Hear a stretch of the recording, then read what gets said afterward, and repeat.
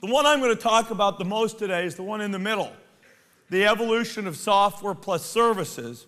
And I want to personalize that discussion kind of directly by starting with a description of what we call the Microsoft vision statement. Maybe it's really good enough for the whole industry, but it's sure good for us. Our mission, we say, is enabling people and businesses throughout the world to realize their full potential. Because that's what we all do in our industry.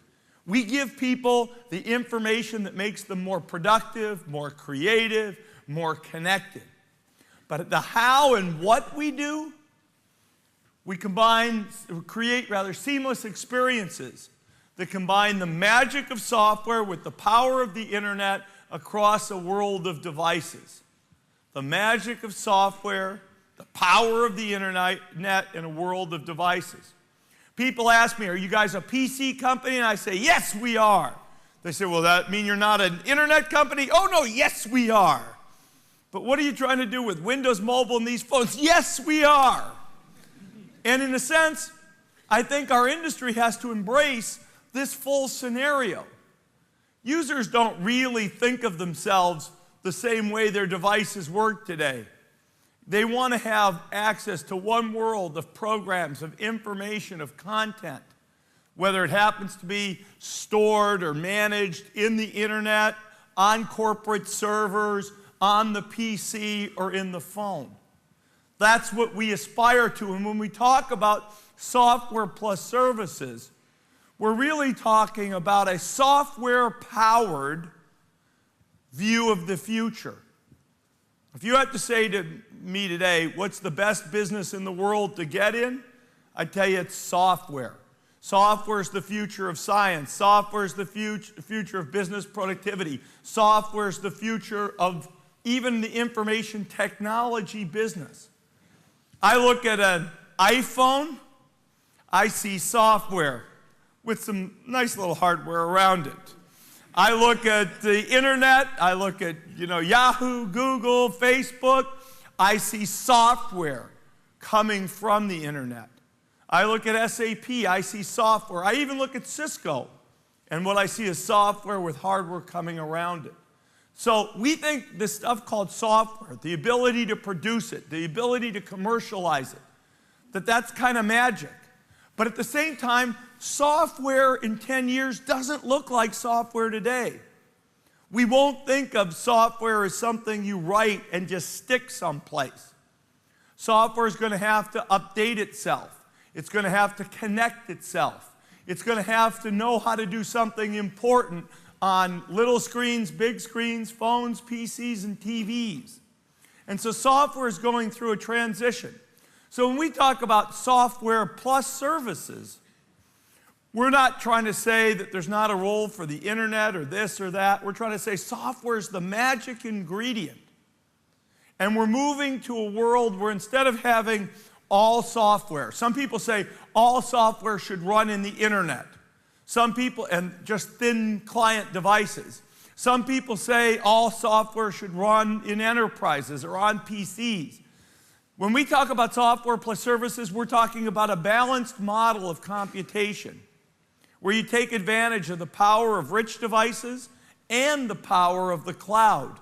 And the software just kind of seamlessly takes care of itself. Turns out more and more, I think everybody in the industry agrees on this. People used to talk about thin client computing. Now people talk about browser-based computing. But you have to admit, the browser of tomorrow is really an operating system.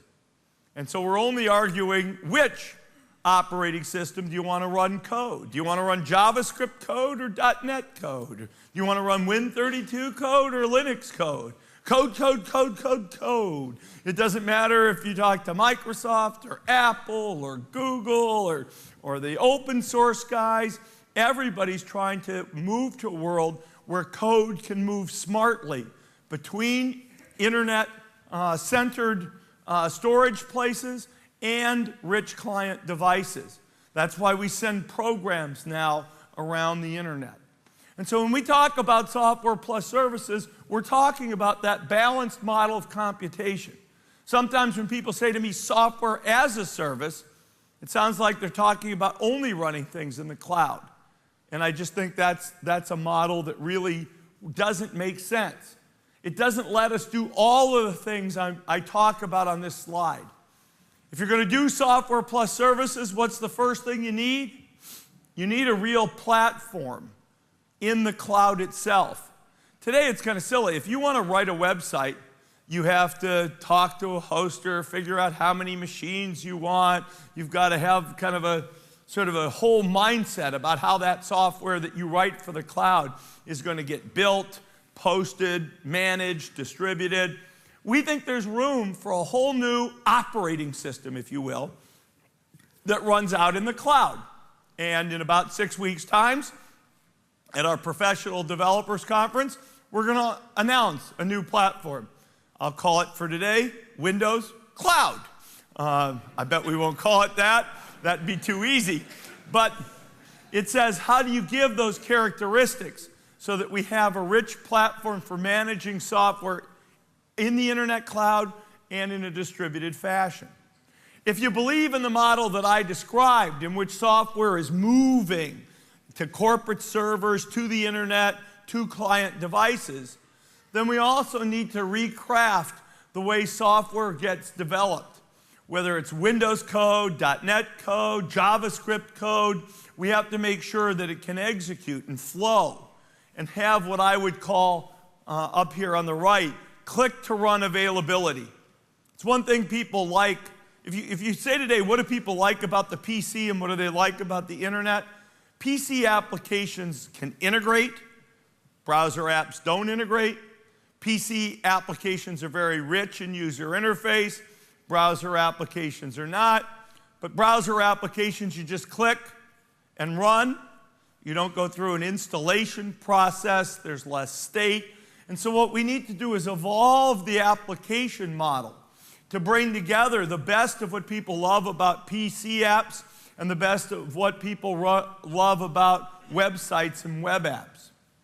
That certainly focuses in on rich user interface, rich, capable user interface, which means local code, local processing of information. You know, as we talk to you about natural user interface, PC, phone, TV, we're certainly talking about local intelligence. My favorite application, I was talking to a customer who's in the healthcare business. He's actually a doctor. He's a doctor. He runs a hospital system that employs over 6,000 doctors. And he was trying to talk about how healthcare progresses in the future. And how do you collect more information from people in home and then upload it so that the doctor can provide, if you will, more leveraged care instead of having to see everybody in the office. And he said, we need a world where you can just plug these little medical devices into the PC. They do the local collection, they do the local processing, and then they go post it to the doc.